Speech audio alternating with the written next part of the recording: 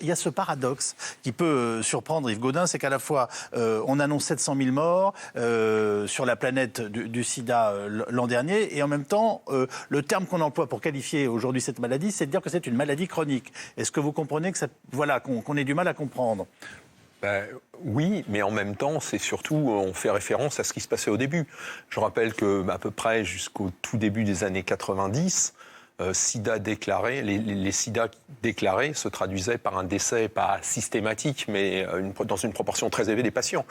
Et c'est vrai que maintenant, au moins dans les pays occidentaux, même s'il meurt encore 5 ou 6 000 patients de sida chaque année en France, on a quand même réglé le problème. On a transformé cette maladie en une maladie chronique. Alors régler, c'est un peu exagéré, parce qu'on n'arrive pas à guérir complètement les gens, et donc, même si, quand ils prennent leurs médicaments, ils ne transmettent pas la maladie, ils ont quand même des contraintes dans leur vie qui restent lourdes. Didier Samuel, où on en est face au sida ?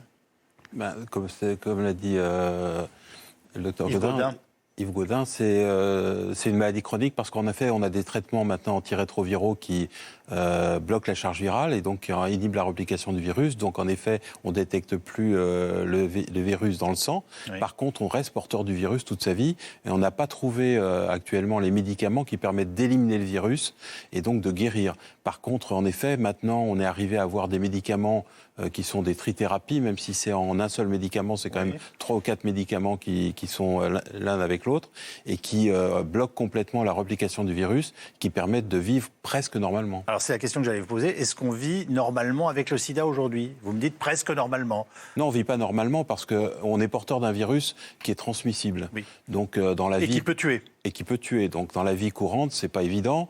Dans sa vie sexuelle, dans ses rapports avec les autres, ça reste quand même un virus qui a en plus une connotation mortelle, même s'il y a des traitements. Donc on vit normalement parce qu'en effet, on vient des années 85-90 où on mourait presque à 100% qu'on était infecté par le VIH. Maintenant, on vit bien, mais il y a des médicaments, donc il y a quand même quelques effets secondaires. Et puis aussi, on est porteur d'un virus, et donc dans sa vie sociale, c'est pas anodin.